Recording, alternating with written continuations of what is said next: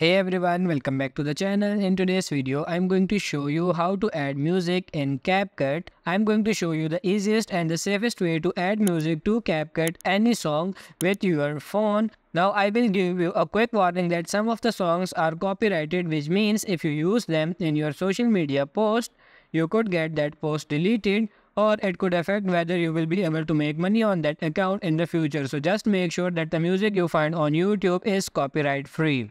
And if you have some money to spend, I would recommend you to getting Epidemic Sound, which gives you copyright free music. So first of all, what you have to do is you have to scroll down and you can see this little recorded button. There will be a recording option in any phone, and after opening the recording, you can go to YouTube and you can play your song whatever you want and just open the recording. Now, when your recording is done, just go to the CapCut application here, and what we are going to do now is select the screen recording here, tap on this add, and what you can do is select this video and tap on this extract audio.